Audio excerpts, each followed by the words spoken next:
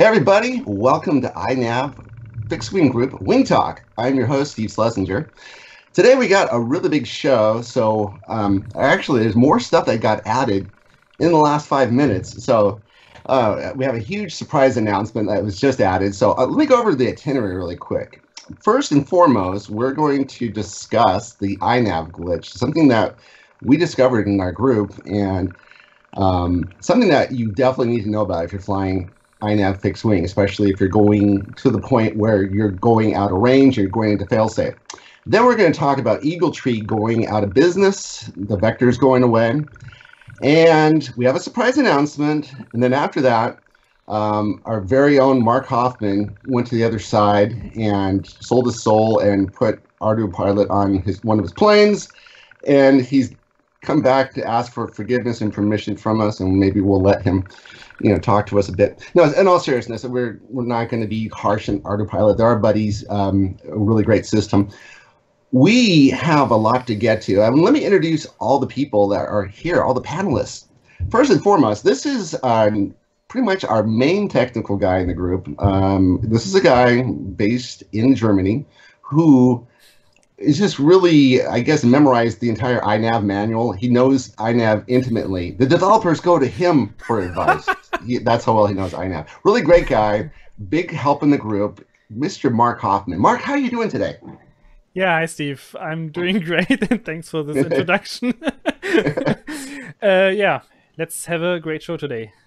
Okay, fantastic. Next, we have the guy who is Mr. OpenTX himself. This is a guy who's a computer programmer, and he's he's responsible for our OpenTX model. And I've been flying with for about the last year myself, and it's just really a fantastic.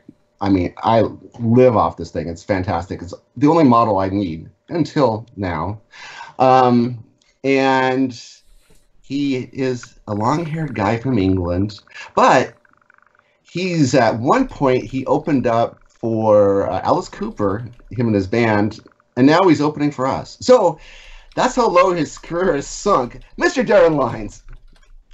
Hey Steve, how's it going? Good. Fantastic. We've not done one of these in a while.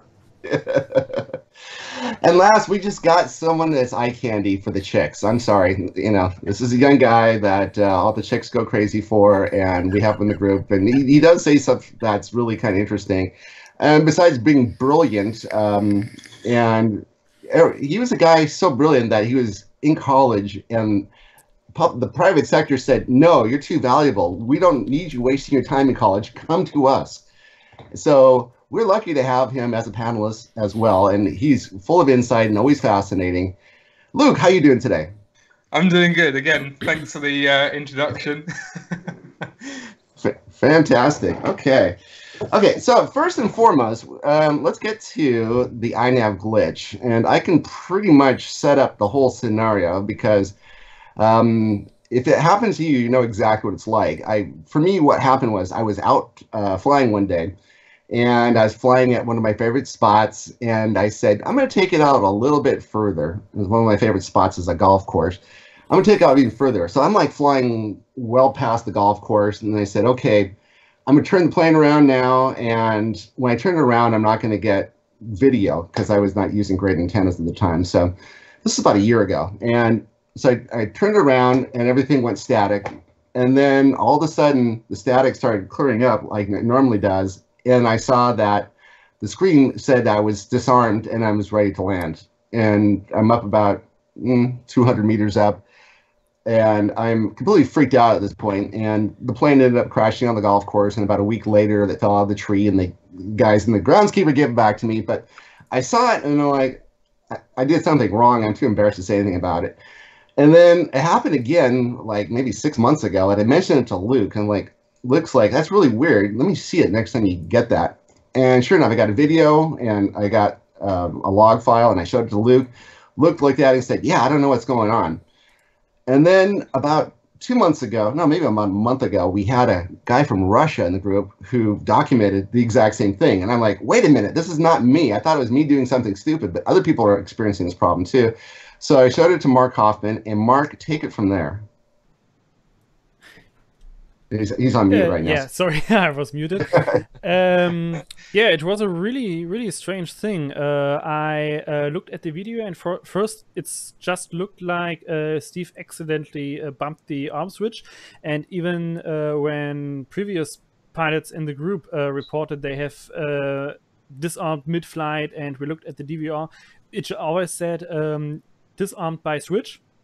But in Steve's video, I actually saw that a short moment before the plane showed the disarm screen, his OSD has switched, because Steve had multiple OSDs set up, and he was not in the primary OSD at this point, but on Alt 1 or 2 or 3 or whatever. And this made me think that somehow during this brief moment of failsafe, a channel has moved. And that was the point when we started to look into the log files in more detail and went deeper into it. I contacted Darren, so we have looked into that together. And yeah, and we found that some of the channels are freaking out or glitching around and changing positions at the moment when the connection is regained after a failsafe. Okay, Darren. Yeah, so you could quite clearly see it in the logs. Mark and I have both made videos on this, and we've shown on pages and stuff where it happens, and you can quite clearly see. It's more obvious to see with like a no pulse failsafe, but you'll get some channels, usually half, which stay at 988 microseconds, where the others return to their normal values. And that's the problem, is you've got half the data back, but not the whole lot of data. But the failsafe actually comes or turns off the failsafe when the first lot of data comes back, rather than having the complete data set. So that's what we sort of saw. Okay, so I'm going to kind of help you out a little bit here as far as I think I'm going to try to get it in a little bit more basic terms here. What happened was, first of all, this didn't happen every single time. So this was something that was a rare event. It was not like I would go out and fail safe and the plane would crash. This would be like once out of every 100, 200 fail safes. I just happened to fly in a way where fail safes do like to take it to the range, like an XM plus, take it out to a kilometer, kilometer and a half, let it fail safe and come back. But what I noticed is that it was at certain altitudes and it was in certain locations where it would especially happen. And so because of that, it was at the end, Darren, this was like at the end of the line, I would say, as far as it was on the outskirts of where you're just at the failsafe, right? And something was blocking the receiver. Yeah, I mean, I've tested it on a bench, so I've had no outside interference at all. So it doesn't matter where I'm flying, how high I'm flying, anything like that. It just happens when coming back from a failsafe. And it seems to be, I've done a testing with a few different receivers, different protocols, and it seems to be about a third of failsafes could have the glitch. And it doesn't necessarily have, originally we thought it had to be multiple rapid failsafes, but I've had it happen on the first failsafe. So it just seems to be a random occurrence when it can happen. But yeah, it potentially can happen for every 1 in 3 failsafes.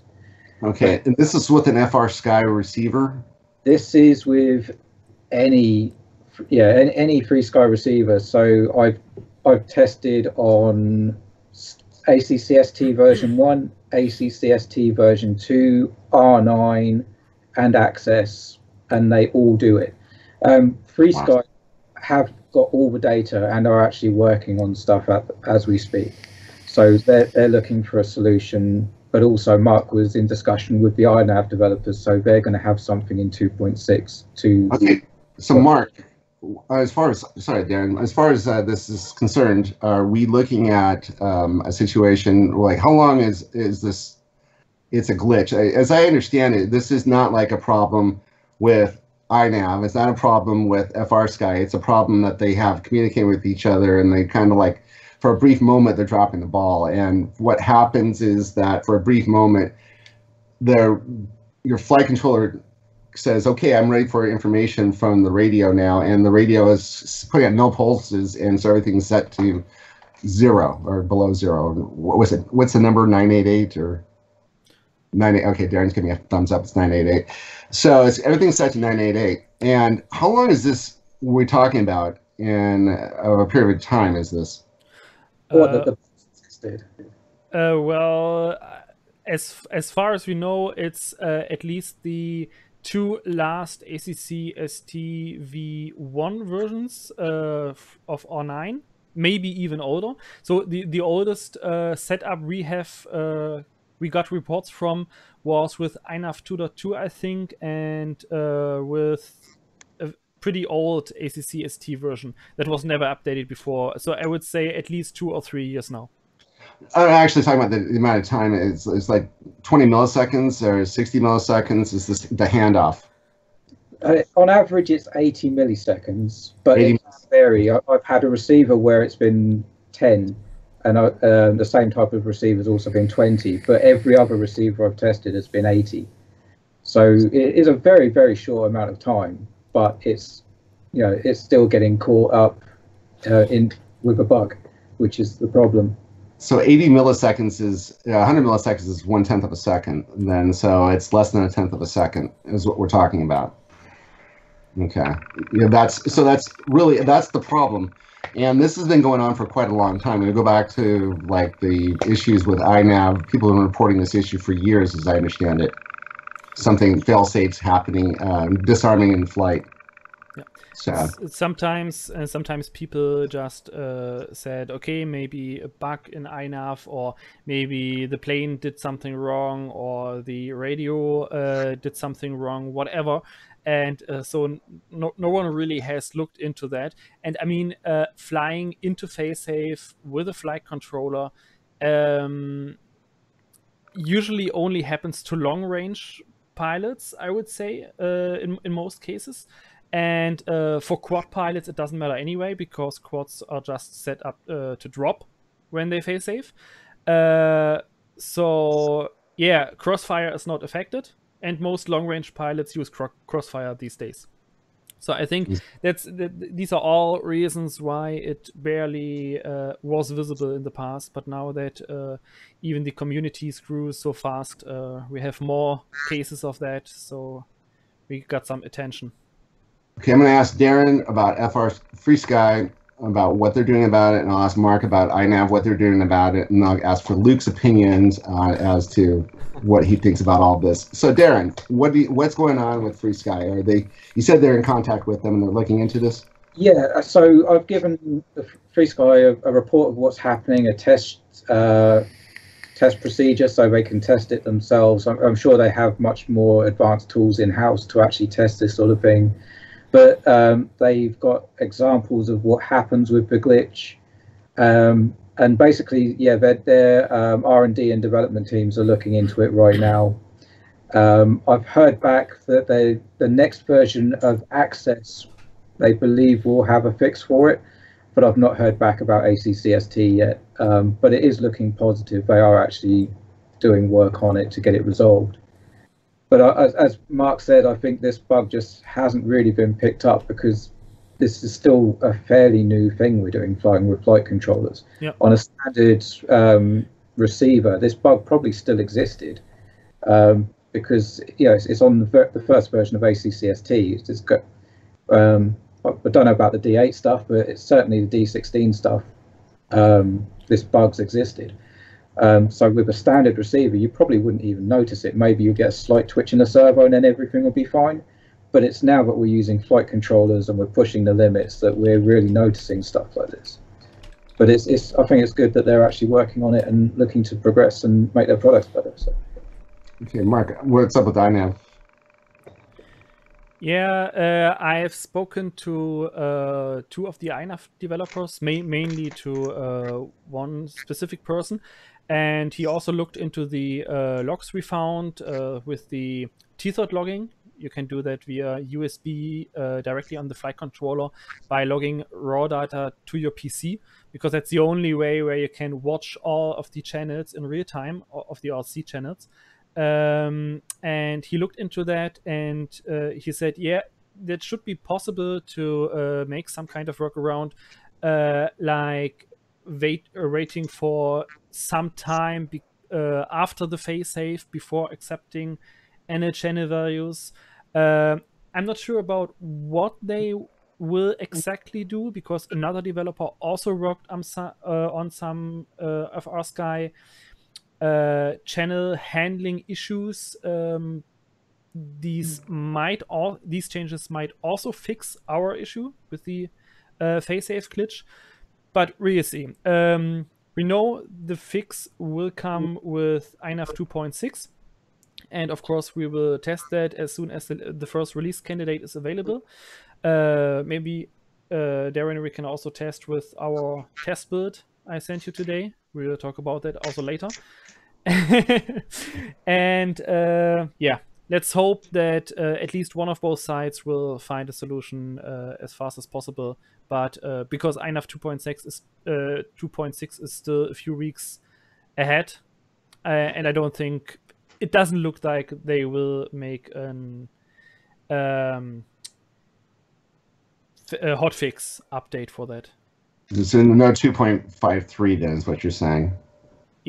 Yeah, a hotfix would be 2.53, but I'm not sure right now if they will release that. It's only a few weeks away. So 2.6 is going to be like the quintessential. The release candidate is something that you should be like downloading and putting in your plane, especially if you're flying out and you're hitting the limits all the time when you're hitting fail-safes a lot, like I do.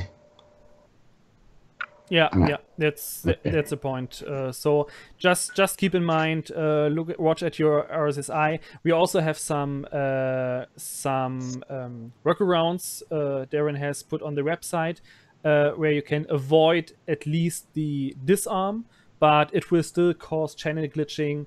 And just recently, when I did my long-range Talon GT mission, I had the issue that when it fail-safes and it recovers in every second try, it just aborted the mission because of that channel glitch. Huh. So that's good. So 2.6 is going to be kind of the one to get. Everyone will try to encourage everyone to upgrade their systems. Flight controls to version 2.6. Luke, what do you think about all this? I mean, I showed you the log files first and foremost, and you're kind of in the know on this before everyone else was.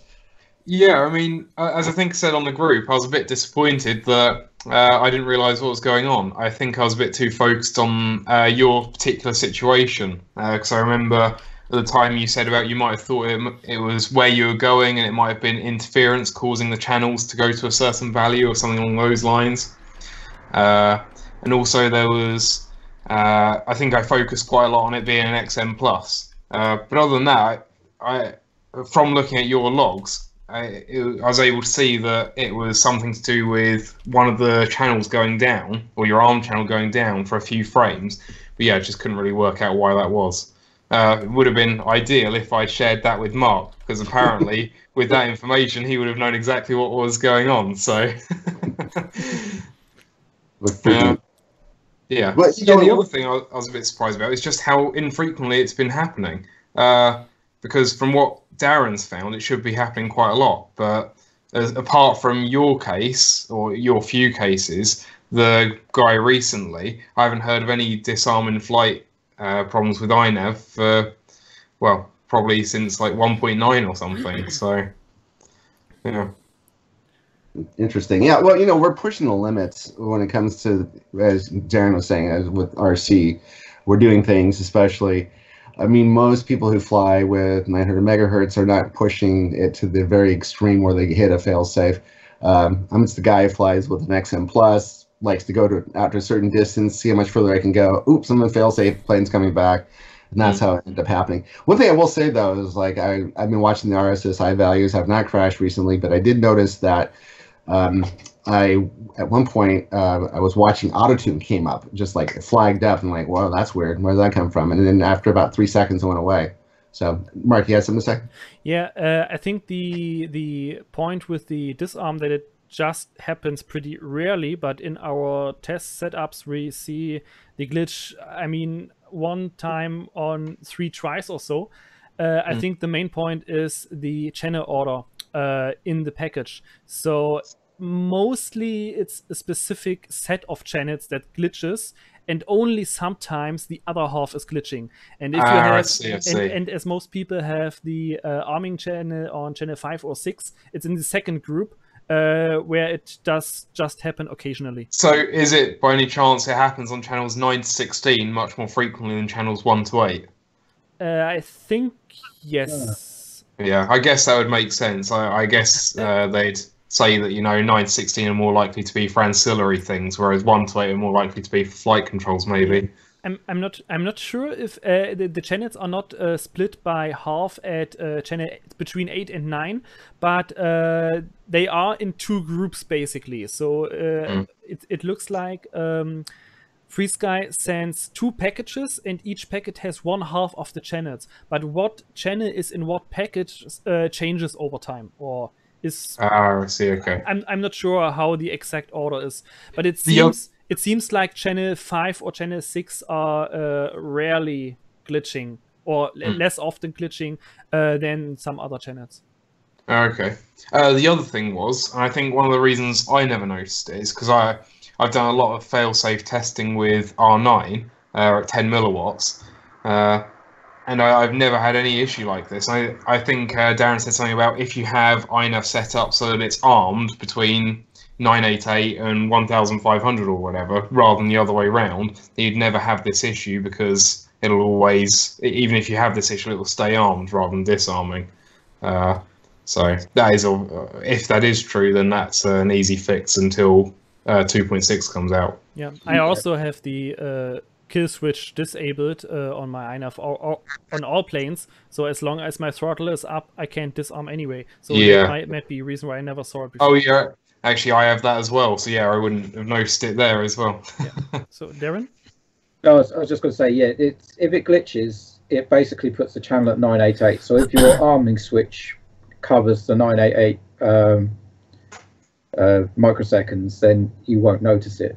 So that's what I put on the video. What else was I going to say? My mind's completely gone. But yeah, no, what I was going to bring up is, as Mark says, it's not, the channels aren't split 50-50, 8 to 9, 1 to 8 and then 9 to 16. They are sort of in different groups. But the weird thing I saw on the GRX8 receiver, which is a glider specific receiver, it just glitches on one channel, which is really, that was the, out of all the receivers, that was the odd one out. All of them seem to be two groups of 8, but that one was the one that glitched for 10 or 20 microseconds, and it could also just be on one channel. Interesting. So it's a weird one. But. Fantastic. I will say this though, that when we figured this out, and it was kind of like, it was like a Friday afternoon, and I was like, I mentioned it and to Mark, and all of a sudden Mark and Darren were like writing back and forth. They're on fire. I'm talking to the guys at INAV right now. I'm talking to the guys at FrSky. This was like the most exciting thing because like we figured it out. Like you could see them figure it out in real time, and then all of a sudden INAV was, the developers were on top of this. And they knew about it, and they made a big deal about it as well. So this is no small thing. And it's kind of cool. Our group figured this out, and it was really great to see this all roll into action. Darren, anything else? Yeah, I've just remembered what it was that I forgot. I was just going to mention that it's not just on no pulses. It does happen on hold as well. It's just easier to see it on no pulses. But Mark's seen it happen on hold, where it will actually pull the channels down low. So hold or no pulses argument, either is still fine. It's still going to glitch. But with the glitch, hold is slightly safer. But yeah, that's what I actually forget. Oh, that's what I forgot. Have you done any comparison with custom versus hold and no pulses? Because I also use custom on all of my planes. No, I've not tried custom. We just on those two. I might have to do some testing with that and see if that makes any difference. Yeah, I'll send you a document. It's got the test procedure in it.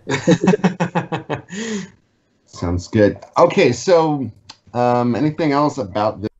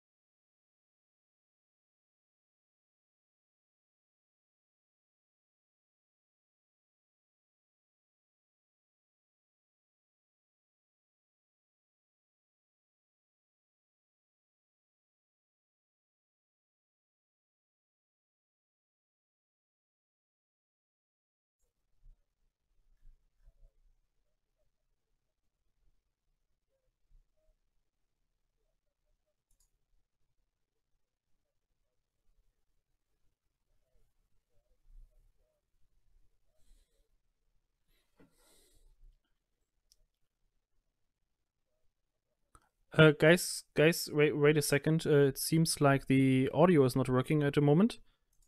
Give me a second.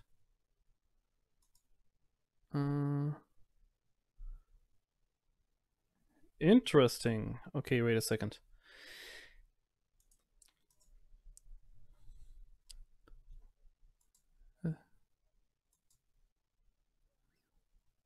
No, just right now, people are saying that they can't hear you guys, but they can hear me for some reason.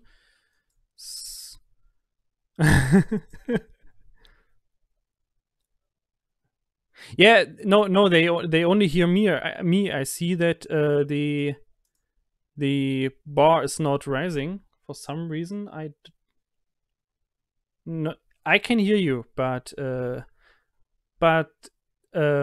XSplit does not recognize the sound for some reason. It's just a minute or so.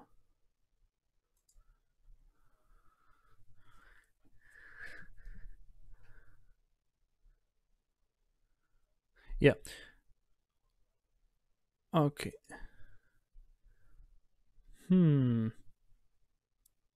Okay, let's quickly restart the Skype call. Maybe that helps.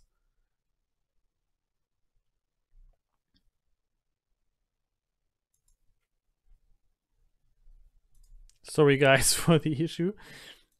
I will just restart the call and hopefully then it will work.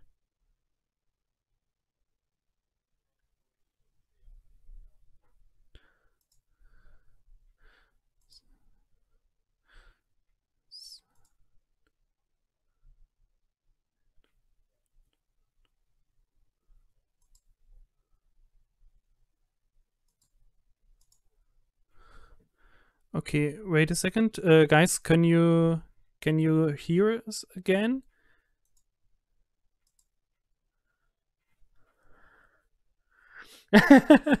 we find every bug.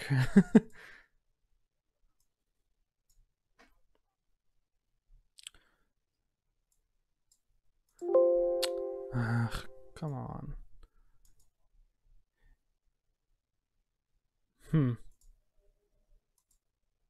That's really right. No, they can only hear me. As I see the graphs moving only for my microphone, but not for the system. Damn. Oh wait a second. I can try one more thing. Apply. Come on. Okay. Can you guys say something? Hello. Oh, it's working. It's working. I think everyone should. It's working now, is it? Yeah, I think everyone should have sound now. Okay. Can you ask everyone if they can hear us? Everyone can hear us? Yeah, I guess so. Everybody, welcome to Wing Chat. I'm your host, Steve Schlesinger. Starting over. This is a big week this week. Got a lot to talk about. All the way from Germany. I could do it. Yep. So, Darren, let's go over the last 15 minutes. No, okay. So let's start over again with Eagletree Vector. All right. I'm going to start by saying that we unfortunately received word this week that Eagletree has decided to cease operations as a company. And we wanted to find out more about this because this does impact our industry. What I personally do not own any Eagletree products, but Darren does, and so I was going to ask Darren what he thinks about this. Darren. Hello. Right. So, welcome back. Now people can hear us. We can talk about it again.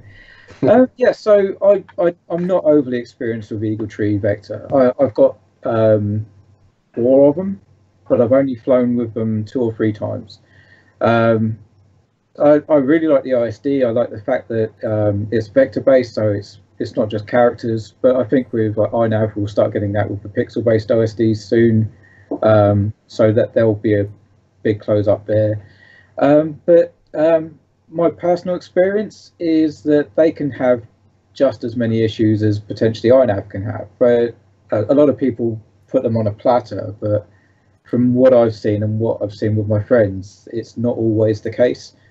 So, for example, I was flying a new plane that I picked up last weekend, which has a Vector in it.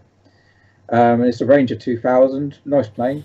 Plug it all in, get a home position lock, and return to home, but it starts flying off in the other direction. So Vector isn't, it does have its faults. The bonus thing with it is it was nice and easy to set up. You just plug in your servo leads, run a quick wizard, and you're flying. So from someone who doesn't know how to solder or anything like that, they were brilliant. And the only thing we really have close with INAV was the F-35 from Furious. But no, it's a shame they're going. At the end of the day, I think that they let things slide too much. They had a product that was working well, people were buying it, but they didn't really progress it on. It's that there's no crossfire support. There's a lot of stuff that's quite modern that's missing from the Vector. And I think maybe if they'd developed it a bit more, they would have sold more and had a bit more interest. But what I've heard that's quite good is the guys who own the company are considering putting it as open source. So in which case people could then carry on the development. Obviously the hardware side may be an issue and it would slowly die out, but at least people would be able to get more modern features on their flight controllers. But no, it's a shame. At the end of the day, the more companies you have, the more they push each other to innovate. Which, like the other company that Mark went to the other week. We're not going to talk about that until later, right? But no, I mean, I've not used them, but what I do see is that this Eagletree Vector is really expensive as you compare it to. I mean, for what you're paying for that, you can pretty much get the whole INAV setup going, including the plane and the motor and everything else. And so, I mean, it's one of those things selling for $250 or something like that, US. It's quite high, and I don't know. Is that? I guess they've been around for quite a few years, so that was at one point. If you wanted to get into automated flight, this is really the only way to it, or you have to go the Ardupilot route, right? Yeah, I mean I think that their selling point was that it was so easy. So we have an Eagletree Vector. Upside down. There we go. There we go. But as you can see, everything sort of, it's just labeled. So you just plug in your servos, plug in your audio, and you're good to go. Even airspeed sensor, you just plug it in the bus, and it's all ready to go. So that's what you're paying for, is the convenience and the simplicity of it. Yeah, as you say, the basic kit I think is around $200. With the airspeed sensor, it's probably about $250. So for the price of that, you could get what, 5 F405 wings. That's what I'm talking about. With airspeed sensors. Yeah. But no, I mean, I think what we're starting to see also is we're in this phase right now where it was most of us, Darren, I think you've been around flying longer than most of us have. Actually, no, Luke has. Luke's the guy's been flying since he was 8, and that was 12 years ago. So, I mean, I'm not exaggerating, too. So what happened was, there's a time when, you were expected to go to the hobby store, and if you wanted a motor, that was $300. So putting $250 out for something like this, which is really cool and going to help you fly, and especially if you're not really super sure about the plane you're flying and you want to fly a really cool plane, but you want to also have something to help you out in case you get in over your head, it's not a bad investment at the time. But now in the era, INAV and Arudpilot, we're thinking twice about that. And as Luke says, or Darren says, it's like 5 F405 wings. Mark, what do you think about this? Yeah, how to say from my perspective. I mean, I'm an INAV guy, and in the past I never could afford a Eagletree Vector, and today INAV just works so fine for me. I never really looked into that, what's possible. I mean, I have seen a lot of videos, the OSD, the graphical OSD. the standard OSD I see in most videos is pretty nasty and overloaded with the small letters everywhere and hard to read, and it's nice and customizable. That's really a cool thing. The OSD, I think it's still the big bonus of the Vector, but I've never looked into all the features it can provide, so not much I can say about it. So the one kid we have here, the kid with all the cool toys, the one that absolutely is like, I don't know, Luke kind of has like the best of all possible worlds. So at some point you must have gotten your hands on an Eagletree Vector. No, I've never used an Eagletree Vector. In fact, I'm not sure I've even ever seen one. So, yeah, about the closest I got to one was when Darren just showed me one then. So, you've led a sheltered childhood. I'm sorry. Yeah, I mean, obviously, I understand that the Eagletree Vector is quite good for a set of people, and it's probably, you know, those people really like it. But in some ways, for me, it's kind of the worst of both worlds. It's both really expensive and quite locked in. I'd prefer something cheaper and more open. So, all right. So, yeah. if you're considering, what was it? Mark said something. You just said something, Mark. Oh. There are some good points in the chat. Robert says, in my opinion, INAV killed Eagletree and they deserved it. So pretty harsh words, I have to say. Oh my God. And I would say more Arudpilot has killed Eagletree when you go that route. More than INAV, I would say. I think Eagletree killed Eagletree. I just, as I said, I don't think they innovated enough. They got a product. I don't know how old the Vector is now, but it's got to be at least 3-4 years old, and it's not really changed much since then. So I think them not innovating it is what's eventually, you know, killed it off. People get a lot more, as Luke said, for a lot less money. Like, none of the programming stuff in INAV is even considerable in Vector. Just to answer one of the other questions, which is the PIC32 limiting, is the STM32 limiting INAV compared to the PIC32 and Eagletree Vector? I doubt it, just because the STM32 has become so commonplace now among not just flight controllers, but I mean, even like the TS100 has an STM32 in it. You can find STM32s everywhere. Even though it may be less powerful, I have no idea. There's so much more development. There's so much more prerequisite work done on it. Yeah. So you're talking about the STM microcontroller. Basically, what that is there's a Cortex ARM processor in there, along with a couple different kinds of memory. One's flash memory, and the other one's non-volatile. Well, so it's something equivalent to like RAM and flash memory. So it's what you basically have is a small computer, and these things are used like in smart televisions quite extensively. So, and they're being used all over the place. I mean, they're being used in soldering irons and things like that. So yeah, there's a lot of use for them. And what they're doing now is they're coming out with better and better microcontrollers. And something we were talking about, we're putting better ARM Cortex processors into these packages. So you're getting those with the 765. 763. Yeah. Oh, and some. Yeah, sorry. Yeah. Okay, so yeah, you've got, and then the point remains is that INAV on an F405 uses about 3% of the processing power. So when you got something that has even more processing power, that means that you're going to be using 2% of the processing power for running INAV. So you're not really going to see a huge difference in that. But I don't really see the point of like one being like this, their microcontroller being so much better than what the STM is. I mean, from my perspective, the switches between the processors from F1, F3, F4, and now the F7 series.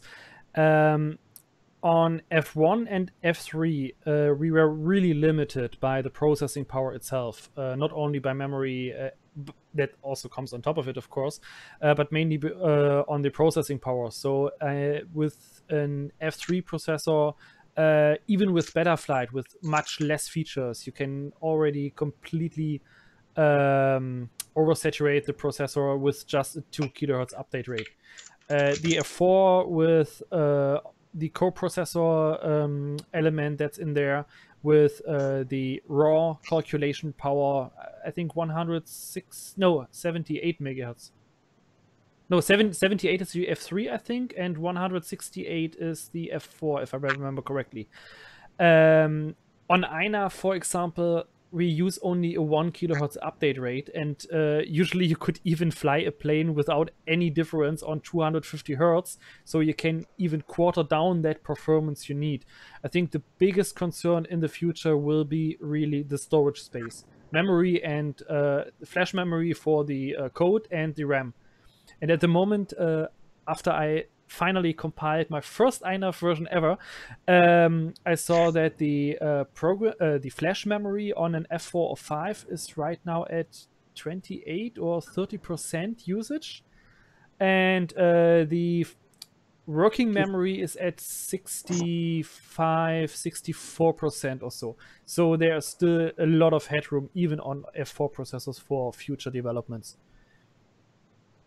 Fantastic. Okay, so now anything else about the Eagletree other than sorry to see you go? Thank you for your service, years of service, and I'm sure a lot of people are kind of a little bit saddened to see you go. But you know, I think the communities of both INAV and Arudpilot will take care of all the Eagletree Vector pilots, or you can keep developing it in open source code if you got people willing to do that. Anything else to add to the Eagletree other than bye-bye? Okay, I guess we're done with that. Now it's time for a big presentation, and I know something about it, but Luke knows nothing about this, so it's going to be news to all of us. Darren, please take it away. Okay, so let's go for a bit of background. Mark came to me and basically said, well, this OpenTX model that we use, it's brilliant, but I want it to do other things. So we looked at that, and I think we had it the first working version ready that day. But yeah, so we're going to announce the INAV fixed screen group OpenTX Pro version. So what that basically encompasses is a few extra features that pro pilots, well, we say pro pilots, but anyone that really does sort of long range or wants to tune their planes better will find useful. So I don't know if Mark wants to talk a little bit about it, and then we can get into the what it actually does. Yeah, of course, why not? So the new OpenTX model template, some of you may already know that from the beginner's model we released last year to make people starting with INAV and a lot of the INAV features very easily. And this time we decided to make another version that's, as Darren said, more focused on experienced pilots. Okay, that's getting a running joke now. And to have a few special features for pilots who are really, yeah, how can I say it the best way? Who know what they are doing. So yes. What the new model does is we have removed a lot of the security checkups. So you can actually arm the plane no matter what mode you are set on. You can change the mode without arming the plane. That was not possible with the beginner's model. That's especially important for bench testing and such stuff. We have more features on the momentary switch, so you can use the momentary switch by default for timer reset functions, and also to save settings like after an auto tune. To access the OSD menu, and also to load a waypoint mission. The waypoint flight mode is also now included in the mode switch setup. And the most important thing, Darren will show you in a minute live on screen, is the in-flight adjustment system. So what you can do with the new model, and it's all ready to it's all prepared and everything is set up ready for you. You can use the trim switches on your radio, on the left stick trims, to select items on the INAV OSD and change them. So what you actually can do with that is a complete tune of your plane in just one single flight, including the board pitch alignment, including pit fine-tuning, manual fine-tuning, including TPA tuning, and also tuning for navigation modes. You can do all that in one flight on the OSD while the plane is in the air. Then you just land safe and you are done. And that's a really good, really big advantage of the new setup. And now I will hand over to Darren, as it looks like he is ready to show it to you. Okay, so what you should hopefully be able to see on screen is a diagram of what our switch layout is going to be. So we have up here is our arming switch. This can be reversed very simply inside the actual system. So one of the issues with the original model was the arming switch was pretty much set, and to change it was just quickly, Darren. I don't think they can actually see what it says on the labels because of the YouTube compression and stuff. So if that's important, you might have to read it out to them. No problem. We can point that out. So yeah, so basically the labels on screen over there, I'll go through. But so basically this SF switch is your arming switch. Again, the original model, it was pretty much set, but how to reverse this switch is in the documentation is really simple. We have 7 standard flight modes. So on this small switch here, we have 3D cruise, angle, and acro. On this bigger switch here, we have manual, off in the middle, and waypoint mission at the top. So there's a pro feature there, waypoint mission. On this switch here, sorry, on the smaller switch here, we have position hold, off, return to home. And on this switch here, we have our auto trim and auto tune. So there is voice feedback for some features. Auto trim. But what most of it will be running on is the INAV Lua script. So for the flight modes, you'll get all your feedback here. Wow. The thing to point out is that all these flight modes, you can change yourself within INAV. The order that they're in is set, but you can actually put whatever modes you want in whichever positions. We do sort of recommend that you keep manual and return to home in the same place, because they're set to override whatever else is used in the other positions, just for a safety point of view. But that's all in the documentation. What we have here is an OSD switcher. So if you look up there, you'll now see the default OSD. It goes through default OSD, alt OSD 1, alt OSD 2, Manual tuning. and then finally we get to a manual tuning OSD. And what that actually does is change these 2 trims here to be able to switch between parameters on the OSD and to change their values.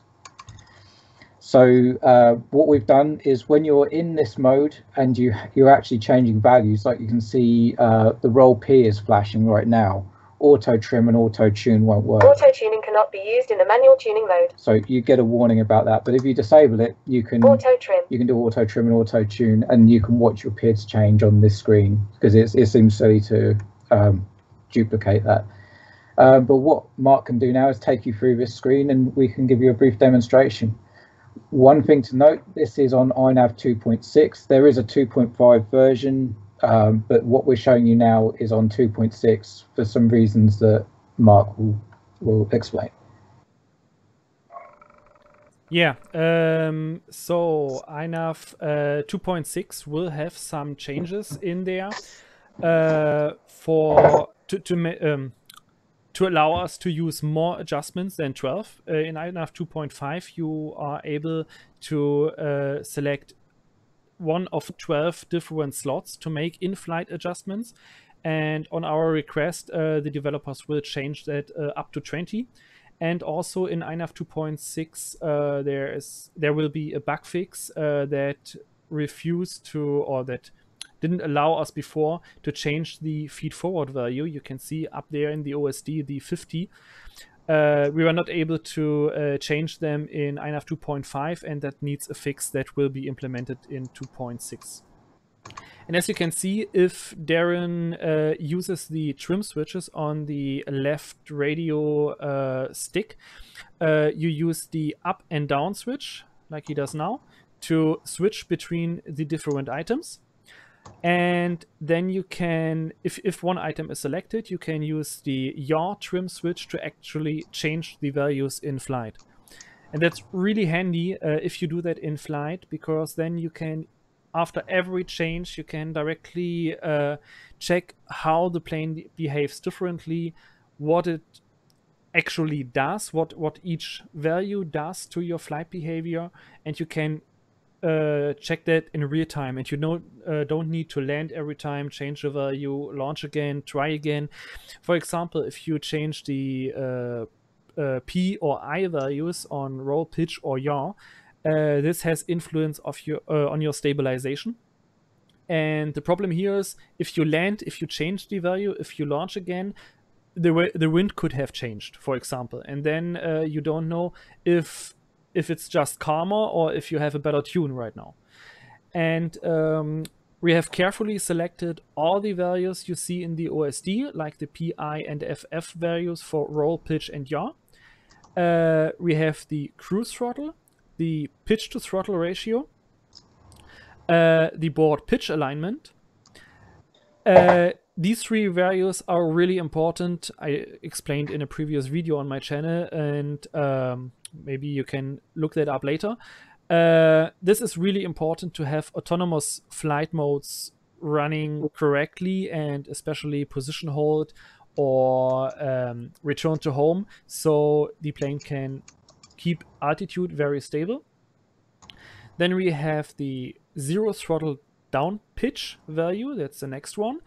With that one, you can tell INAV to pitch the nose down at a certain angle you can set here when the throttle is at 0. This is especially interesting for glider pilots, for motor glider pilots, because this helps you to just cut the throttle in angle mode without risking a stall and finding thermals, for example, to have a perfect glide ratio.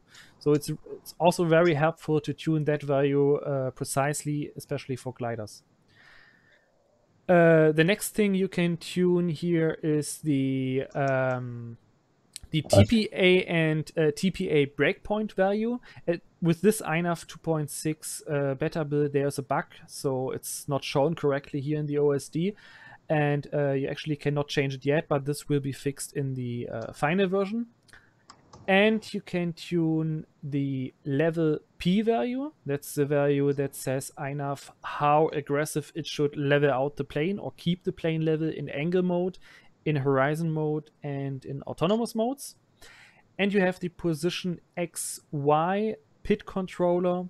This one is important if you use autonomous flight modes to control that INAV makes smooth turns, and how extreme INAV will use the bank angle to actually turn into a different direction.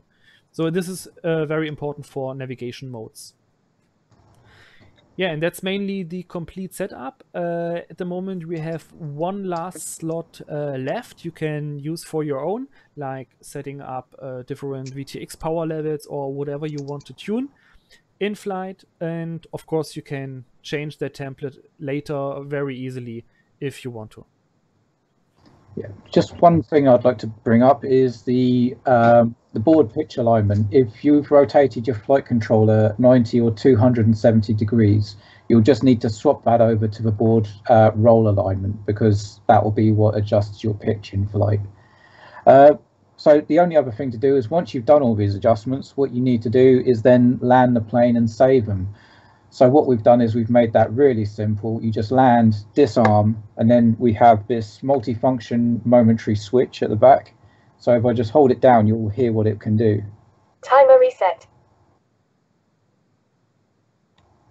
Sorry, I need to disarm. Timer reset. OSD menu. Save. Load mission. So that's what we've got. If you let go once it's said what it is, it will actually perform those stick commands for you. So to save this, Timer you just reset. hold it, wait for the OSD save, menu. Save. then let go, and now that has saved all the settings on your INAV. So it's just another simple or another tool to make your life simpler. So that basically wraps up the model. One thing I will say is once you've switched out of the OSD, these will just act as your regular throttle and yaw trims. So if you have got a plane with a rudder and you like to tune it or trim it manually, then mechanically trim it, you can. Just don't be manual tuning. Just don't be in that menu. Manual tuning off. And these will work as normal trims. Trim center. Wow. Okay. That is really full featured. Oh my gosh. So guys, some questions for you on this. First of all, before I get into it, is there any questions in the group that people want to cover? Mark, no questions in the chat at the moment. It's very impressive. Yeah, Luke, what do you think? Yeah, I really like it. I have a similar thing set up with the manual tuning page. I don't have any of the adjustments to move around as I'm doing it or anything, but so that I can see the values changing while auto-tune's working and that kind of thing, and to refer back to while I'm tuning manually, or see what my tune is while I'm flying. Yeah, I think I'm going to take a lot of inspiration from it. So what I think is that the bar was set pretty high before. I'm hearing myself in an echo. Okay. Sorry, I think that's me. Is that better? There we go. Good, I don't hear it. I thought the bar was set really high on the first build that Darren did, but Darren and Mark worked on this one, and this thing is beyond exceptional. So, I mean, this is really impressive, and I really, the one thing I will say, though, is that we kind of need probably to put out videos on just pretty much everything, and we don't have to do them all at once over the course of the year. Hey, this is what you do when you change the p-value, and this is how you do it, and this is how it affects the flight, and show examples of it in flight and how it would smooth it out, so you can help people get started with this, because this is pretty advanced stuff. But we do want people to be able to get to this level where they can like really start fine-tuning the planes themselves and not having to rely so much on auto-tune to correct the plane for them. So is that something that we could possibly work on as far as putting out videos in both English and German? Yeah, we can certainly look at videos. I mean, we did design this with a more advanced pilot in mind. So if someone is new to INAV, we'd still recommend the standard version. There will be a new version of the standard release out soon. We're going to update it so that it shares the voice pack with this one. So it all uses the same stuff, and we'll make a few more tweaks to it as we go. So there will be an update to that in the future. Is it run with the Lewis script as well? This is run with the Lewis script, so you'll need to install that separately. The standard version at the moment doesn't. We don't really. If you want to use it, it's absolutely fine. But we don't have it as a requirement, where it is a requirement on this one. Okay. But no, we can certainly do some brief setup videos. I mean, there is a web page with the instructions on how to set this up. This will all be released and live tomorrow in the evening some point. I was a little bit late getting it all completely finished today, but it'll be live tomorrow to download. But yeah, I mean, even the instruction page is fairly brief because where it is aimed at more advanced pilots. But we do link to the standard page where those sections of the installation are. But it is really designed for people with a bit more knowledge. So yeah, I would recommend, if you're still new, use the standard version, get to grips. And once you're at the stage where you are flying long range, where you are tuning to a more advanced level, your natural knowledge would have increased anyway to getting to this stage. Well, this is it ties in with the next topic we're going to cover, which is Ardupilot. And this is something that I was thinking about, which is if a number of people will say like, oh, I guess I got to try Ardupilot out now and something to play with.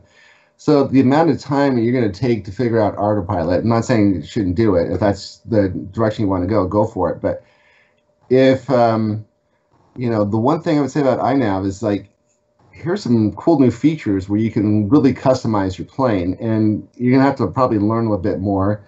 And if anything's unclear, be sure to ask in the group or ask Mark or Darren, hey, what about this? And they can clarify it. But you know, this is something like I can see now with this, like you can fine tune a plane. It's something that's bothering you. Maybe you have a plane that on autonomous mode, it will start to dolphin. It'll go up and down, and you know, kind of like, how do you work that out? So here's a way you can get about doing that if you know which one to work on. Yeah, definitely. But I think setting this up will be a hell of a lot easier than just the first page with Arudpilot store. But one thing I would just to mention, this is running INAV 2.6, and Andrew Newton, if you look up in the top right hand corner, this does have air mode permanently enabled. So yeah, just have a quick look up there. I'm sure you'll like that. There's acro. It doesn't say air anymore. It now says acro. Ah, Air mode. When air mode is permanently enabled, it does not not show air anymore in the OS in the OSD. Awesome. As it should do. Yeah. Fix that. So INAV, you need INAV 2.6, which is about a month away. So I mean, you get your hands on this to start reading the manual. This is really the only reason you'd want to upgrade to INAV 2.6. So it's. I mean, no, you don't need INAV 2.6. So we have two versions of the setup. We have only also a setup for 2.5 that works as good as this one does. It's only limited to 12 adjustments. So you cannot tune as much as you can here. You cannot tune the feed forward value, but that's not necessary anyway after a good auto tune. And I think the TPA, I have removed the TPA. Darren, you have it in front of you. So just a few things less you can tune with 2.5. But with 2.6, you get the full potential later. And yeah, what I also want to add at this point, this idea was actually born for two reasons. A few months ago, there was one guy in the group, unfortunately, I wasn't able to find the post anymore, who posted a video of a flight where he used in-flight adjustments for PID tune or PID tuning, and this stuck in my head after that. But he used a potentiometer, very easy setup. And the second point is, as you may know, I don't have a car at the moment, so I can go fly that often, and if I go fly, I don't want to launch the plane, try something, land, tune, launch again. I just want to fly. And these two reasons were the main idea about behind all that. So I can say I just launched the plane, I tune everything on one battery, and I'm completely done, and I can enjoy flying much more. Everyone should get to that level where you can just do that and do all the adjustments and everything like that. Hopefully we can get people up to that level and figure it out. But yeah, this is, wow. The question I have for you, Mark, is this something you're actually going to use as far as, as a daily flyer? Oh, sorry, I was distracted at the moment. Can you repeat, please? Oh yeah, I was going to ask you, is this something that you're going to use on your planes? Because the first build, you didn't exactly use it for a couple reasons, but this one looks like it's something you might use. You know what? The 2.5 configuration for this is already on all of my planes. Wow. It's Marc Hoffman approved. Yeah. And I also have a modified version of 2.5.2 that has the changes of 2.6 included, with the 20 adjustments and the what was the other thing? The feed forward fix. So that's on my Dart 250G. But I only have that for the WSE F400F wing flight controller. We should also make a point that you can have this and the other model, the older model on there, or whichever model you want to use, you can have all this on the same radio, right? Yeah. Yes. So this is just an OpenTX model. At the moment, you can have them both, but you will use a little bit more space where we got 2 sets of sound files. But once the new version of the standard model's out, they'll all use the same sound files, so it will take up less space on the transmitter. But yeah, you could use both of them, no problem whatsoever. Right. So if you have some models that are set up and you want something simple, you can use one. If this is for more of an advanced model, maybe a long-range FPV plane or something like that, you can use this as well. So, or maybe it gets confusing to use both and just stick with one. Well, yeah. I mean, when we did this, we tried to get all the features that are in the standard model in this as well. So if you're using this, there's not really any reason to use the standard, because basically it does everything the standard does. So the main difference is it has less safety checks on the transmitter side, because it does it in INAV and with the Lua script. So we've removed the safety checks. That's really it. It's even enhanced the momentary switch, so you can now do the low waypoints, and it's easier to know what's going on. But yeah, that was one of the things I wanted to do, is make sure that it's still got the features that were in the first one. And then people are going to ask, like, they go into the group and they're going to ask, where is it on the file section? We have a website, www.inavfixedwinggroup.com. That has everything. And so Darren's pulling it up right now. So he has all the information on there as far as this OpenTX model, the Pro version. So please, I don't know if you can see it, but I'll have to talk. But yeah, this is the page that will go live tomorrow. So it's got the instructions. It's got a brief overview between 2.6 and 2.5, so you can see the differences in the ISD.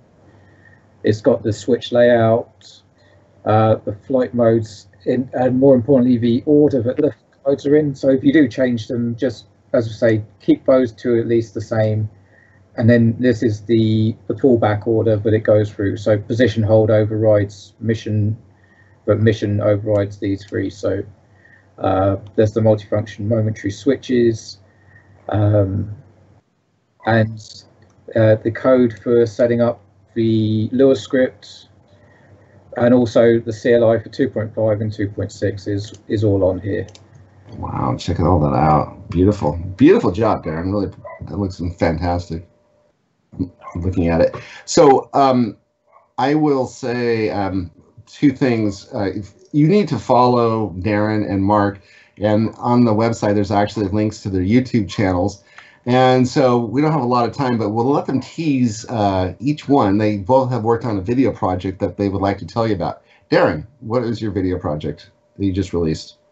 So my latest one is actually about automatic VTX power level changing. So it comes up reasonably often in the INAV group. How do you change the VTX power with logical conditions? And a lot of the time it's all based on distance from the home point to the plane, but along the flat of the ground, which with flying a plane, they go up. So your friend Rich got in contact with me because he wanted something that will also take the altitude into consideration. So we've come up with this, I call it 3D, but it's really just 2D. But it basically, from the home position to where your plane is, no matter how high it is or how far away from home, it draws a line between the plane and the home position, and it measures that distance. So you could be flying, an example I give is, you could be flying 100 meters away and 900 meters above your head. And if you're using the old system with just the home distance, that could still be stuck at 25 milliwatts. But with the new system, it actually adds those two together to get the 1,000 meters, which could put it at the highest level. So it's a better way of doing it for an overall position in the sky. So what you're talking about is using smart audio to change the power levels of your VTX. And the reason you want to do that is because, you know, some of these VTXs are putting out 2,000 milliwatts. Yeah. Is that right? 2,000 milliwatts? It's been released as 3 watts. 3 watts. Ooh. Okay, so what that does is those things run so hot that they will melt your phone practically unless you have some air cooling going on. And so you don't want to be on the ground using 3 watts because it can get very hot very quickly. And so you want something where it's nice and cool on the ground, and as you get in the sky, you start flying, it has the air cooling, and you can turn up the levels.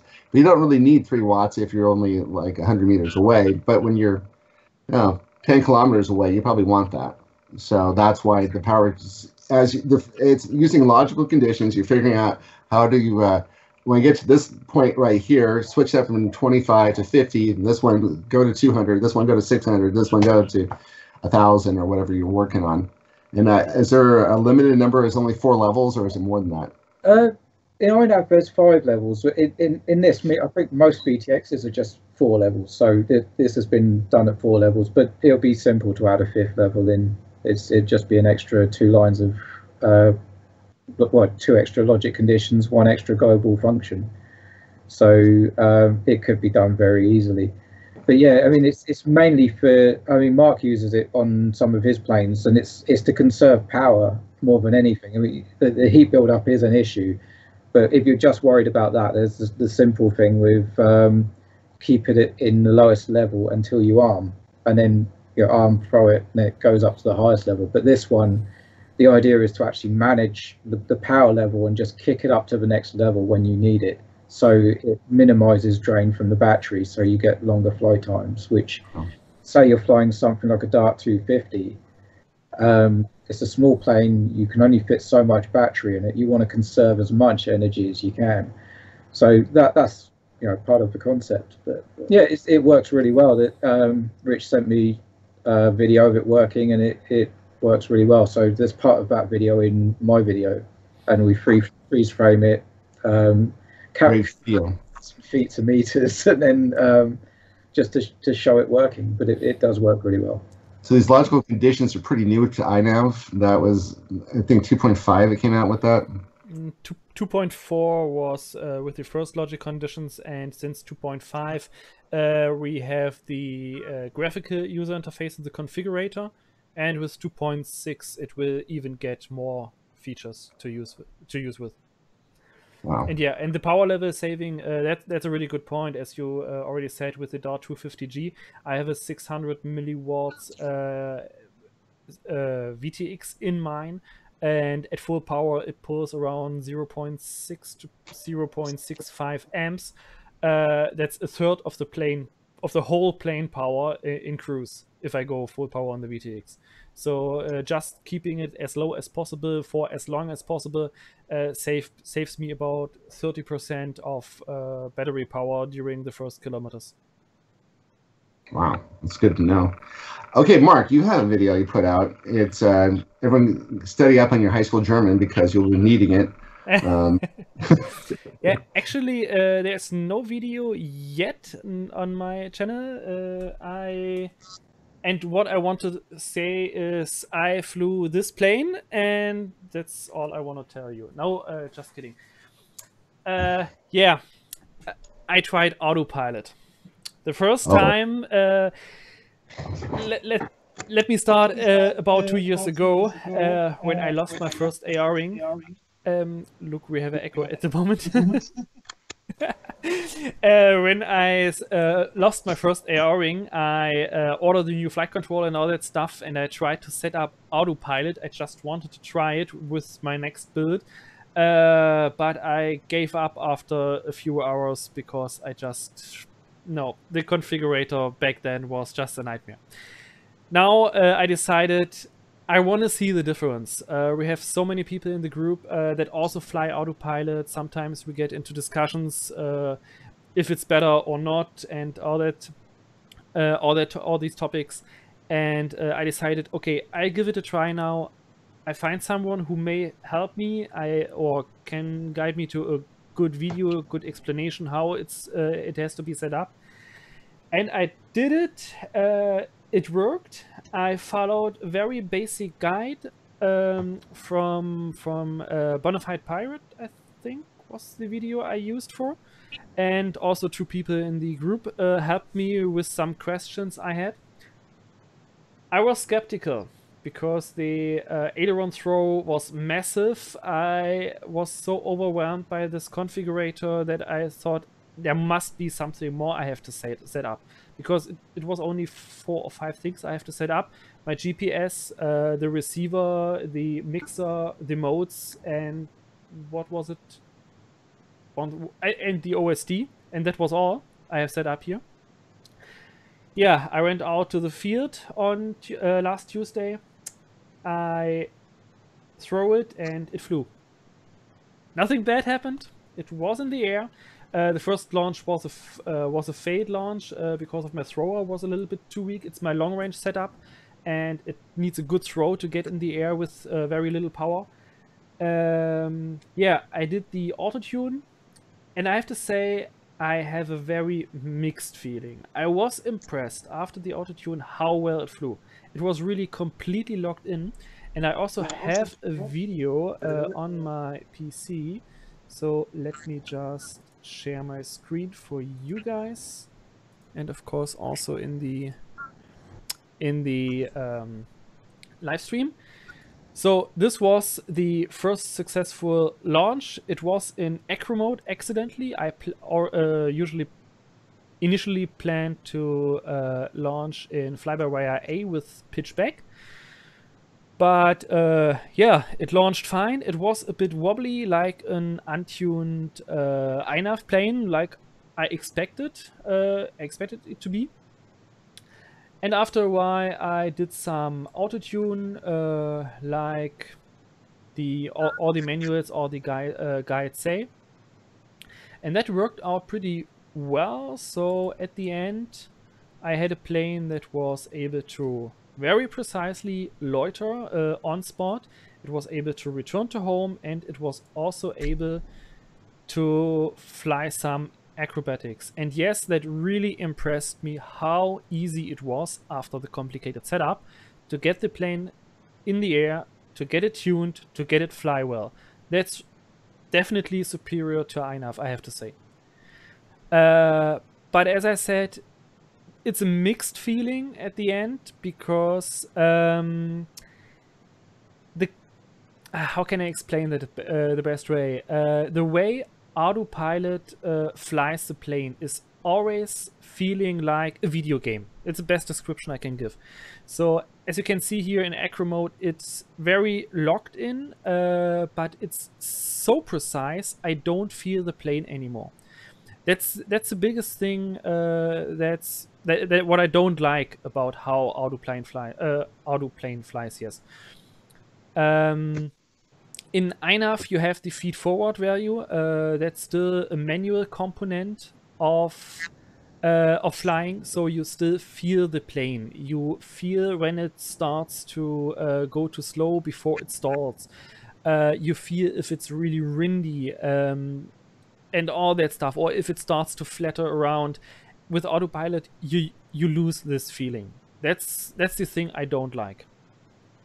But overall, I was really impressed how well that went. Yeah, it was a little bit out of view. So that's mainly my part at this point. Any questions? Well, pass it around. Darren, what do you think? Yeah, I mean, Mark showed me the video earlier, and I must say it does look locked in. But I sort of agreed with Mark. It's like if you fly a plane, you want to feel the characteristics of that plane. If it's too locked in, it just takes the fun away from it. I mean, I agree. There's a time and place for that. So if you want something ultra reliable and ultra smooth, then for long range potentially, then maybe it is the better option. But if you actually want to fly it and have fun, then you want the characteristics of the plane. You want to be able to feel it. So now I kind of disagree there. Most of my Arudpilot experience is quadcopters rather than planes. But I think it being completely locked in is exactly what you want. And then if you want to be able to feel the plane, that's when you switch into manual mode. I understand your point here. I mean, if you fly like in INAV acro mode, and you have with the feed forward value, you have an attitude lock like a quadcopter. It is still really locked in, but the point is that due to the feed forward component of INAV, INAV still flies kind of manual all the time. So you could, in theory, you could die down P to 0, you could die down I to 0, and just ramp up the feed forward, so you get full control surface deflection, and voila, you have manual mode. It's nothing more than manual mode done with attitude lock, but no stabilization. And the point is, as Arudpilot, as far as I understand, completely relies on a PID controller without feed forward, without a manual component. It does all the control surface movement for you. So it's completely fly-by-wire.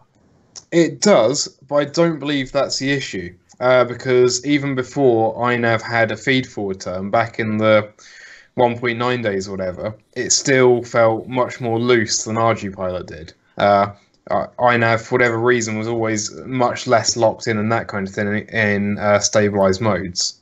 Yeah, but back then, INAV had no autotune for planes. Yeah, well, okay, So maybe not 1.9 then, but the time before it had feed forward and after it had autotune. I'm not sure which one that was, but I think the feed forward was introduced in 1.7, and autotune came around with the same version. I have to look at this. I have to look at the text. Yeah, I can't remember exactly either. Yeah. So yeah, I mean, Arudpilot has autotune since forever. I'm not sure, but for a very, very long time. And yes, this autotune in Arudpilot works just flawlessly. It's so easily done. It takes you 5 minutes to make all the X's, and you're ready. And you can select the stiffness of your plane before you fly. You have these autotune levels from 1 to 10, I think. I left it on the default value of 6, and the more you tune, it will just fly very smooth. I did not activate the attitude lock for the acro mode. I've let that on default, so I was still feeling the drifting, the slow drifting, but the stick reaction was really precise. So that's for sure very nice. Yeah. So this is, by the way, a good point where our OpenTX model comes in, because what I want to do in the near future is I want to test INAV without feed forward and with only P and I in use completely. And that's the best way to do this is to go in flight, die down the feed forward more and more, raise the P, and look how the plane behaves. So that's a good point where I want to use that for. Okay, I'm going to jump in here and talk about, kind of like come to the defense a little bit of Ardupilot. And because when I knew you're jumping into this, I guess the reason I bring this up, and this is the whole reason why we started talking about this anyway, was about once a year we'll get a guy come in the group who will say like, oh, INAV sucks and Ardupilot's the best, and you know, I set everything up in 5 minutes, everything was ready to go, and it's so much better. And then, you know, about 5 people report the post, and like, why is this guy talking about this? And no, we talk about everything in this group, and we really wanted to know more about it as to what it's not like. And we had Powell on a couple shows ago where, you know, we talked a little bit about Ardupilot, and he did mention like he knew something about it, but not a lot. He doesn't really spend a lot of time focused on it. That's not the main thing of INAV. INAV is developed out of clean flight, and so Betaflight and INAV are kind of on the same level. And Arudpilot is not anything to do with quadcopters at all as far as the development cycle. It did not come out of clean flight. And because of that, it actually is a very mature platform. It's been around for a very long time. And there's been a lot of federal government money from the United States going in there to help support some of its development for military uses and commercial uses. So as the commercial drone industry gets more and more fired up, you're going to see even more money going their way. And unfortunately, when it comes to INAV, this is completely a hobbyist platform. And because of that, we have, and not a lot of funding going into the guys. If we were to be able to come up with $500,000 a year to support the INAV developers, we would have such amazing firmware coming out all the time. It blows your head away. But what we're seeing here is that the main difference, as far as I can tell, is that we get a lot of guys who come in from, like, the best way to describe it, a lot of guys will say, I want a drone, and so they'll go buy a DJI drone. But then there are a few guys will say, well, I want a racing drone, and in order to get that, I need to put Betaflight on my quadcopter and get going with that. And then all of a sudden, those guys are kind of like a different breed. And then we can talk to some of those guys and say, hey, why don't you put a plane together? And so we get a lot of guys who come in to INAV from the quadcopter side. And when they look at this Arudpilot and know that they have to start over with nothing, when we come to INAV, everything that they're used to as far as clean Betaflight is concerned, you can start to see similarities with INAV as far as setup, then how to put a flight controller. So it's not that big of a jump. And so what we have is a very easy, even for people like myself who came in from the fixed wing side, line of sight, it's not that big of a jump to get into INAV. But when you get into Arudpilot, it's, you really have to do your homework. And then there's so much more it can do, but you're going to really have to apply yourself to figure out what that's, you get lost somewhere. Either you're going to have to know some people to help you out, or you're going to have to spend a lot of time researching that. And so I'd say for probably 80% of the people who fly INAV, they're just not into that. So unfortunately, Arudpilot is really for a select elite set of people who really want that experience, who don't really mind. I guess you can tune it down a little bit so get a little bit more of the manual feel in Arudpilot. It's one thing somebody told me.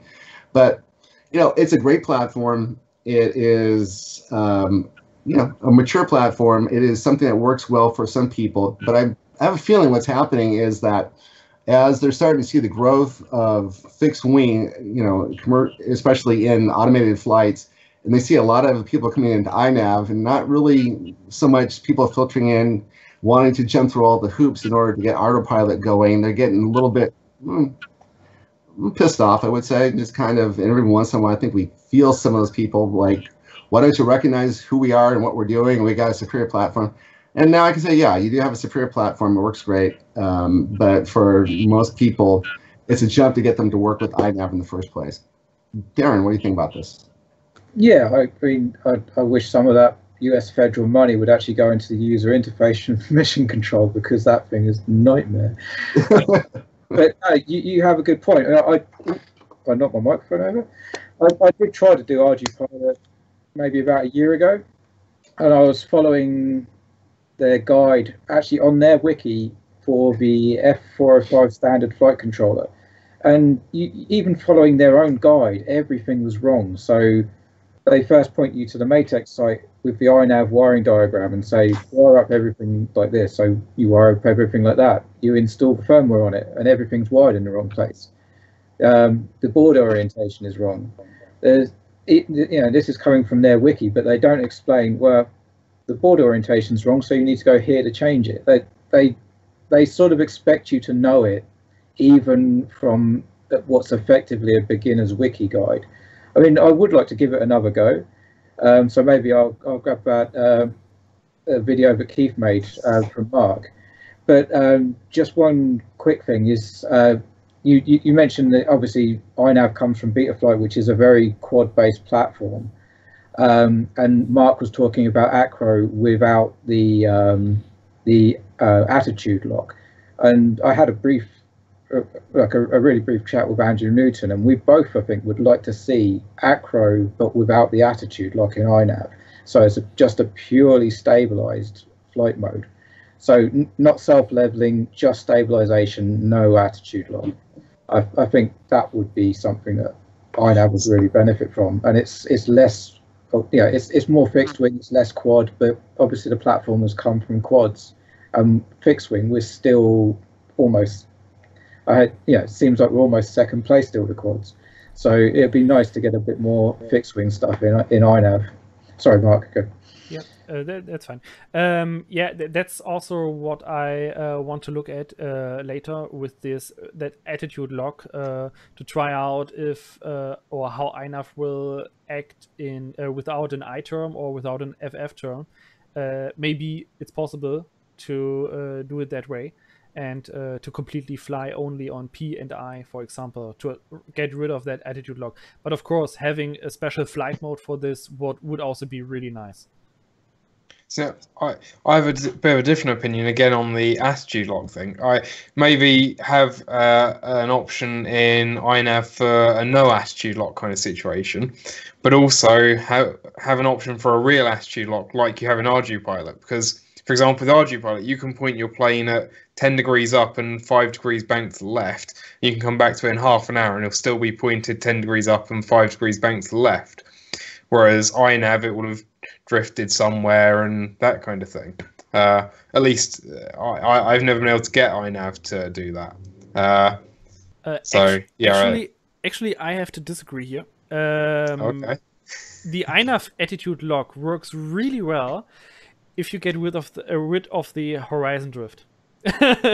that's I don't think it's because of the horizon drift. Yeah, maybe it is. It is. It really is. When I did my, I'm not sure if you have seen it, my new INAV tuning series with the Caipirinha 2, and I have tuned it in. I mean, it still has issues on pitch to have a constant altitude at the moment, but that's a different story. But when I flew in acro mode, I really did exactly that. I was flying level. Bank angle of around 15 degrees, and I released the sticks, and even after about 40-50 seconds it still had exactly the same attitude and flew a complete circle in acro mode without touching anything. So it works on INAV as long as the horizon does not drift away or the gyro does not drift away. That's the most important point. You have to have a really clean and stable gyro signal. That's for sure. Yeah, that's interesting. What do you think about as far as, the people in who really like Arudpilot really point out that we're based off of people who basically based off of quads, and what I see is that there's a lot of development going on as far as Betaflight and INAV all the time. It seems like they're constantly upgrading. And then also we have our community, which you guys are doing fabulous things. You can see where we're pushing the platform further and further every week. It seems like we're doing something new and exciting. Do you think that us being based off of Betaflight or I should say Claimflight is something that works against us or works for us? I think it's a really good thing. I think it makes the hardware a lot more accessible. I think it makes the switch over from quad people a lot more accessible. The hardware is one of the main reasons I fly with INAV, because although there are lots of reasonably cheap Ardupilot boards, you can't get really small Ardupilot boards, or at least they're the hardest to come by. Omnibus Nano. Yeah, but that doesn't have current metering. It's a case of I strongly believe that familiarization leads to good safety and preparedness, which means I want all of my planes with the same autopilot software, and because I have some small planes that need small flight controllers like the F4 on one wing, that means I kind of really have to stay with INAV. That's not like a disadvantage to INAV or an underhand, at an INAV. It's a good thing that it can be so accessible, so flexible. I have to say, speaking of hardware variants, I think this is a bigger problem for future development on INAV side, because the problem is right now we have, I think, about 100 targets. Where 100 different flight controller targets where INAV is available. So if there is somewhere a bug with the layout or some specific things, different barometers, different gyros, accelerometers, all these sensor stuff, you see now how long it takes to get a H743 processor running. They are still working on it since half a year now to get INAV compatible to that. Arudpilot completely developed on open source, but really specific hardware. Everything Arudpilot developed on was 3DR hardware. They had the APM at the beginning. They had the Pixhawk, then there was a Pix Mini and all that stuff. I still have a Pixhawk clone, this 2.4.8 flight controller on a 10-inch copter here. So they had a very small hardware base with very well-defined pin layouts and all that stuff. It was everything plug and play. I think the hardware setup was the easiest part on Arduplane. And then the configuration with the presets it has, it's pretty easy. You set up your receiver, you enable or disable GPS, magnetometer, and all that stuff, and you are done and you can fly. On INAV, you have so many hardware variants. You have to fiddle around with your own GPS modules, with tons of different receivers that INAV supports and all that stuff. It's much more complex on the hardware side, but on the other side, much more accessible on the software side, like the configuration. I think it's complete opposite from this point of view. So as far as we got people who are in the group guys who like to fiddle, and so I would say not really the guys who, you know, first put together their first plane and then they're on to the second and third plane and, oh, what's this Ardupilot? Let's check this out. But what I would say, who is this Ardupilot? Who would graduate from INAV to Ardupilot? What is this, a long range guy? Is this where would you go from? And I don't think it's. I think that's one of the key things. I don't think it's really graduating necessarily. I think it's just a different option, kind of like the Vector's a different option, or you know, some of the other ones, the MFD autopilot, for example. I think it's just a different way to go.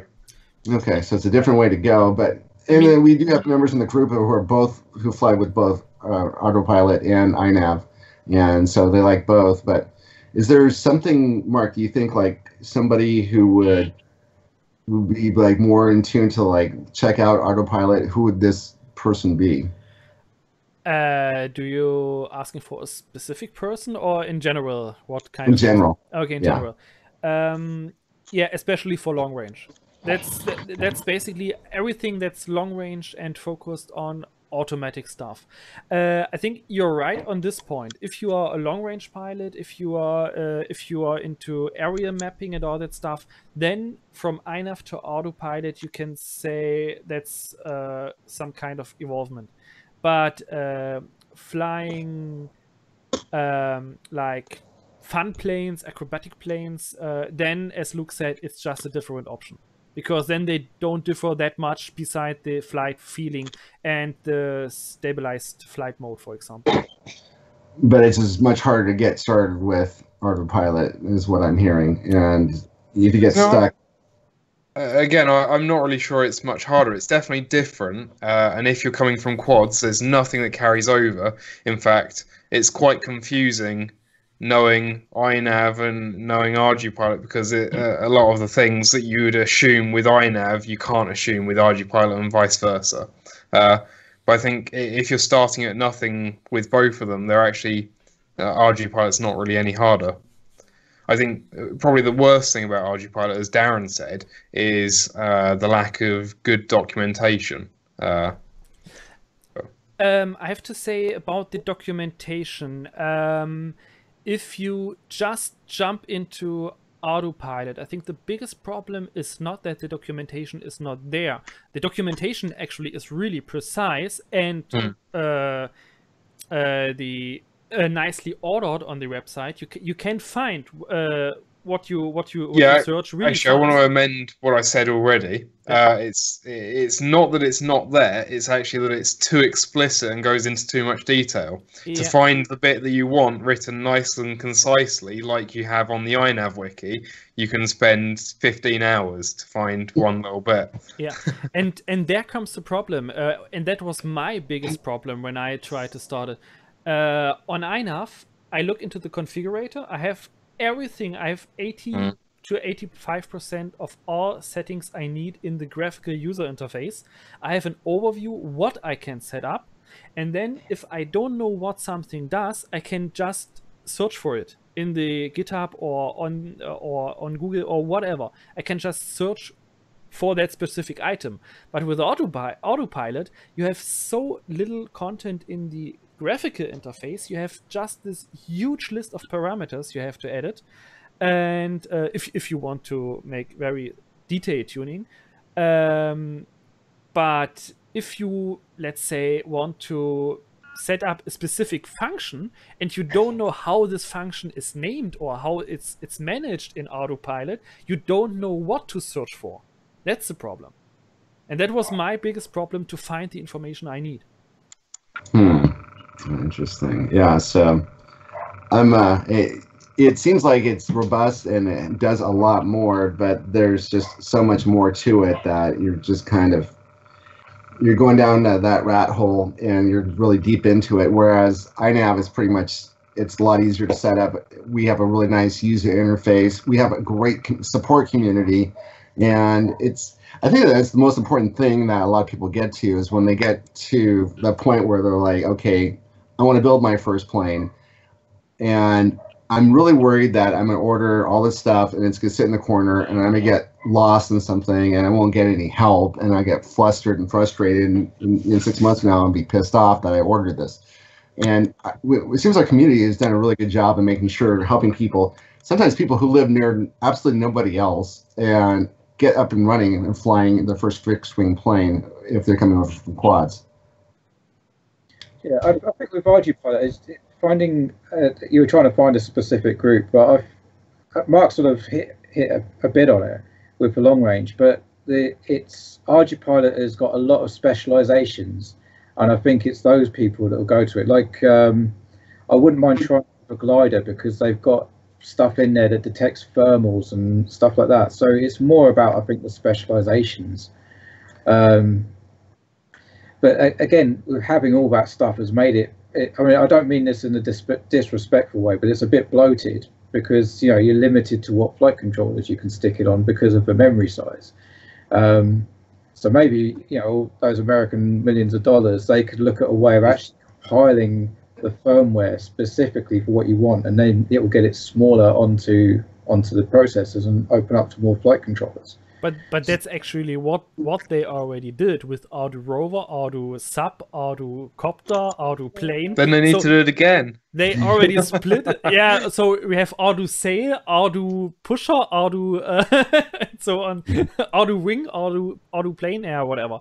If I can get, I'm sorry INAV, but if I can get Ardupilot on an F411 wing, I'm not using INAV again. Okay, someone kick him out of. Yeah. He's the one that could get rid of him. Yeah, but yeah, that's true. I mean, Arudpilot really has a few nice features, especially for big camera quadcopters. You can have camera control, and the really biggest advantage every INAV user has to admit is you have a usable ground station. You not only have one, I already know of 3 different ground station software that are very useful. You can manage waypoints of any kind. You have terrain data included, like in Q Ground Control. That's a really big advantage that I wish INAV would have too. The only real ground station software that runs on PC I know about is these MWP tools. but that only runs on Linux. So it's really limited. And we have the Android apps, of course.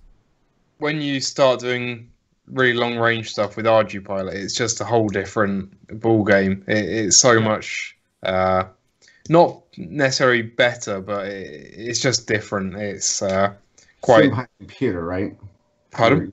You're sitting behind a computer the whole time, kind of like managing the flight, as opposed to behind the sticks actually flying the plane. Well, I mean, you typically when I've been doing that kind of thing, I've still very much been, looking at the camera view and holding the transmitter, but being able to have access to so much more data. And if you want to go and change one of your parameters in mid-flight, your computer is connected. Like when you're connected to the configurator in INAV, you can change anything while on the go.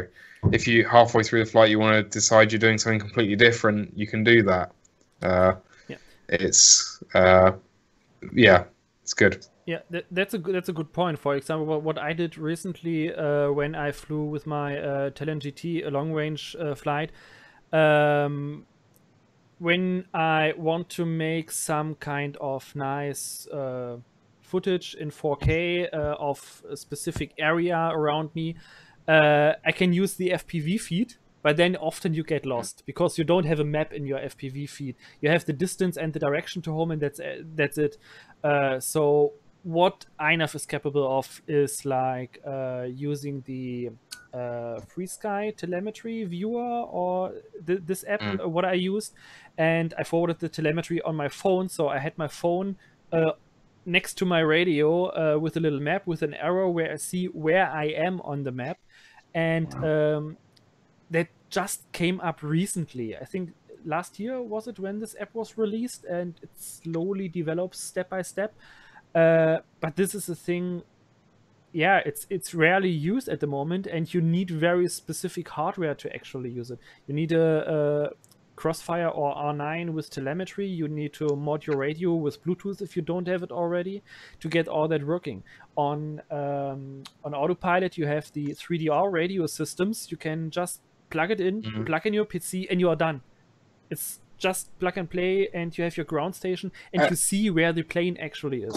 And you're not just done, you're done, and that's like a 20-kilometer setup, just straight out of the box. It's crazy. Yeah, and if you don't want to buy a long-range system for your radio, for example, you just put your computer on there, put an Xbox controller on it, and use this long-range radio system, and you can control the plane that way. One of the things I've been using for work recently has been a HearLink, and that's like kind of like what you get with a Phantom, where you have a screen built right into your controller, and especially where you can't have a laptop, it's so good for being able to do the whole GUI configuration tool from Ardupilot on the move, still having all the data, being able to just look at a satellite map whenever you want to. Yeah. So it's okay. So it sounds pretty, and it's great. Is it almost kind of like the way I look at it is, sometimes when you have an old computer, people say, "Hey, put Ubuntu on it." Like I can put Windows 10 on there and it might work. No, put Ubuntu on there, and you put it on there. It's Linux, right? And it's working great. And then all of a sudden, you need to do something. And then 3 hours later, you're looking for all this code and all this documentation. Like, oh my gosh, I just wanted to do one simple thing. I could have this done in 2 seconds with Windows. Now I'm stuck. That's what Ardupilot's like? Sometimes it feels like that, yeah. So, like using a Linux computer, and then they say, yeah, you need to install the software. And then they are throwing a bunch of command line code at you. You have to enter into the command line of Linux to install a simple program. On Windows, I download it, click the exe, and I'm done. So in summary, then INAV is like Windows 10, and Ardupilot's kind of like Linux to some extent. Let's say Windows 8.1. It's not finished yet. Yeah, Windows XP. Okay. We're going back to 2000. Okay, that's clean flight. So one question I asked Marc, and so I will absolutely say this now, is like will we support Arudpilot in the group in the future? And as you can tell from the conversation, the quick answer is no. I mean, there are people in the group who, if you have a question, maybe, well, the best thing to do is actually join they have Ardupilot user group, and great group, lots of members in there. You can go in there and ask them questions. What I do notice is that if your questions are too general, too new, too newbie-ish, they pretty much don't give you a lot of time a day. But if you have something very specific, if you're stuck on something, those guys will definitely help you out. So it's a great group. No, we're committed to INAV, and this is, I'd say, probably for like 90% of our members, INAV is just perfect for what they need. And I'm excited about INAV because we're developing it.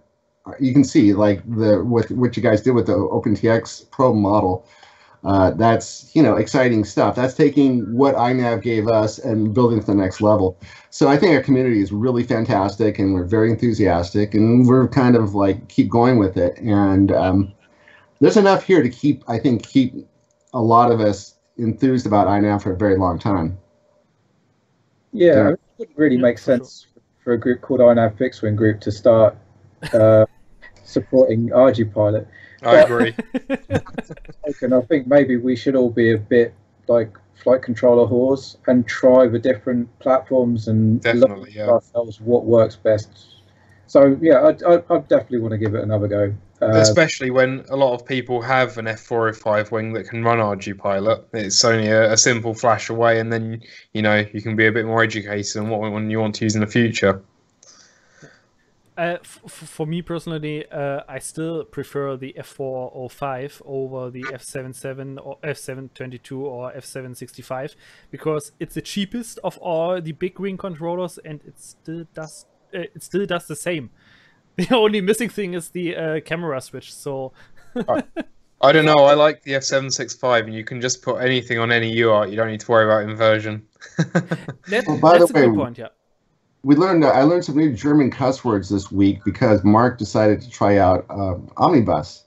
So Omnibus Mark, bad. tell us about that. Don't remind me on that. I feel I have developed new kinds of swearing just because of this.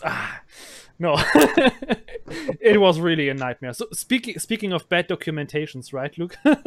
Yeah, I know. You don't get much worse documentation on the Omnibus boards. I mean, I swear they have about 10 different boards, all with significant differences, and they're all just called the same thing. Like, I have an Omnibus F4V6 in my plane. That will be my new experimental plane for new INAV features and all that stuff.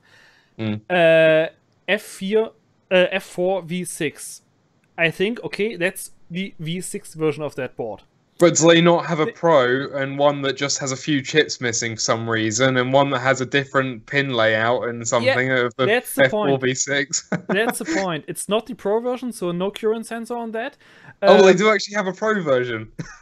No, that's not the Pro version. Oh, yeah, but I was joking when I said that they have a Pro version and stuff, but they do actually have a Pro version of it as well. Yeah, and I found a FrSky website that shows documentation about Omnibus because they seem to bundle it with one of their receivers or so. And I found a blog also Steve sent to me where the schematics of the flight controller did not match the real picture below. And even the table was different with the pin layouts, and if the S-Bus pin is now RX1 or RX2 or RX6. So it was a complete mess. It took me really 3 or 4 hours until I get everything ready on that board. On a new Maytag board, I flash it, I plug everything in, I set my ports, and I'm done. I'm done in 10 minutes. I have to admit, I think I've been kind of spoiled. Apart from 1 or 2 tries with an Omnibus board back when I only used INAV as an OSD for an FPV piggyback kind of thing, I've only ever used Maytag boards. So I've only known the simple, real wiring diagram life. Yeah, that was also an interesting point. Robert Ortego or Ortlab, Robert Ortlab writes in the chat, F6 fireworks. Yes, V6 fireworks. I read about that. Some manuals say V6 fireworks, but INAV has an Omnibus F4 V6, and at the end, the V6 Fireworks had an inverted inverted accelerometer setting. I had to change an INAV, while the documentation I found said this inversion is only needed on Betaflight. So I went for the Omnibus F4 V6 target. There, that worked. No words. That will be the first and the last one, for sure. Scheiße. Just because I've seen it, someone mentioned... Oh, where's it gone? Oh, yeah, there it is. Someone mentioned something about IMU ICC ignore rate equals 10 for INAV. I have no idea what that is. Does anyone else know what that is? Horizon drift. That's to limit the chance of horizon drift.